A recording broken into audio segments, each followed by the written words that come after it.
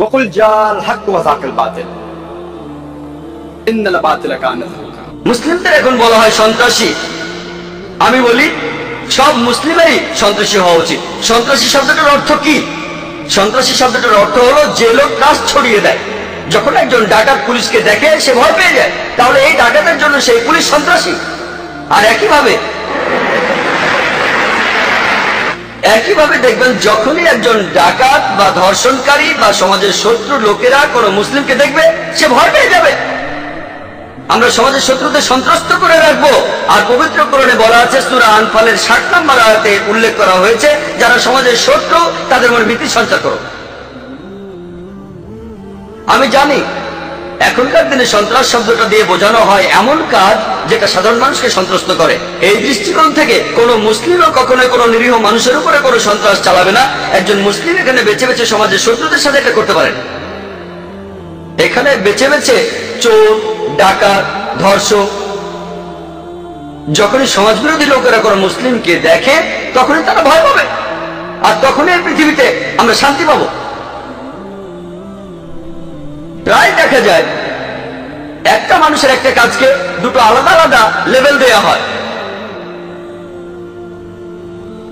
60-70 বছর আগে, ইন্ডিয়া স্বাধীনতা পাওয়ার আগে, আমার দেশ ইন্ডিয়া, ব্রিটিশরা তখন শাসন করত।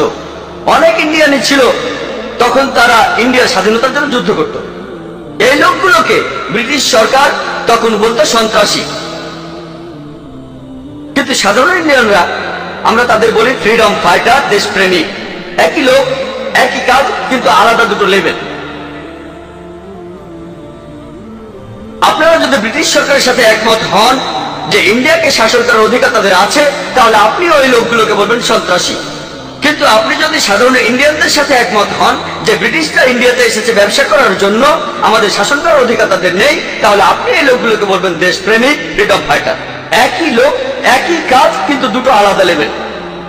আর এরকম উদাহরণ আপনারা পৃথিবীর ইতিহাসে অনেক খুঁজে পাবেন। একজন দায়ী বুঝবেন এমন অনেক দৃষ্টান্ত থাকলে যে কোনটা কোথায় ব্যবহার করতে হবে, যাতে করে লোকেরা বুঝতে পারে। কারণ সূরা ইমরানের 64 নম্বর আয়াতে উল্লেখ করা হয়েছে, তাআলা ইলা কালিমাতিন সাওয়াইন বাইনা ওয়া বাইনাকুম, এসো সেই কথা যা তোমাদের এবং আমাদের মধ্যে এক। যখন ইন্ডিয়ানরা মুসলিমদের সন্ত্রাসী বলে অভিহিত করে, তখন আমি এই ব্যাখ্যাটা দেই, তখন তারা ভালোভাবেই বুঝতে পারে।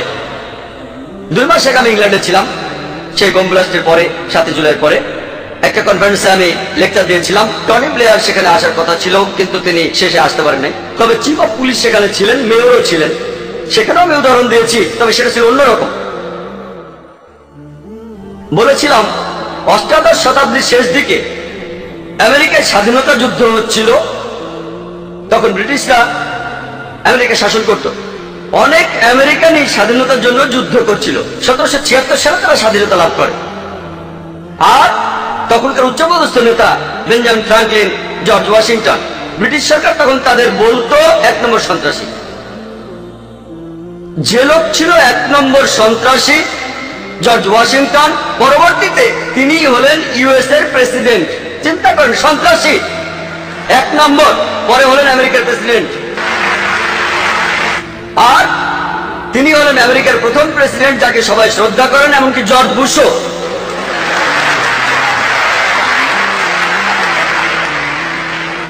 এই হচ্ছে মিডিয়া।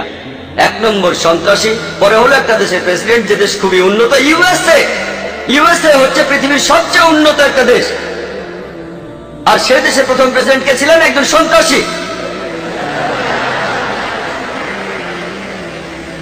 এছাড়া বলতে পারি নেলসন ম্যান্ডেলার কথা।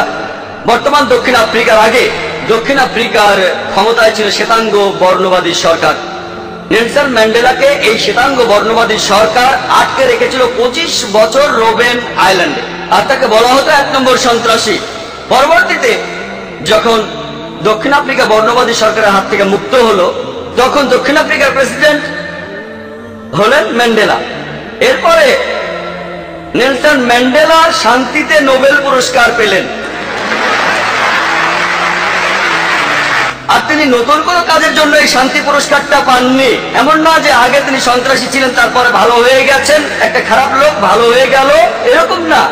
সেই একই কাজ যেটার জন্য তাকে সন্ত্রাসী বলা হয়েছে, কয়েক বছর পরে সেটার জন্য তিনি শান্তিতে নোবেল পেলেন।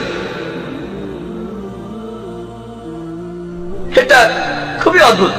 একই কাজ যে কারণে তিনি 25 বছর জেলখানায় ছিলেন, তাকে সন্ত্রাসী বলা হতো, সেই কাজের জন্যই তিনি শান্তিতে নোবেল পুরস্কার পেয়েছেন।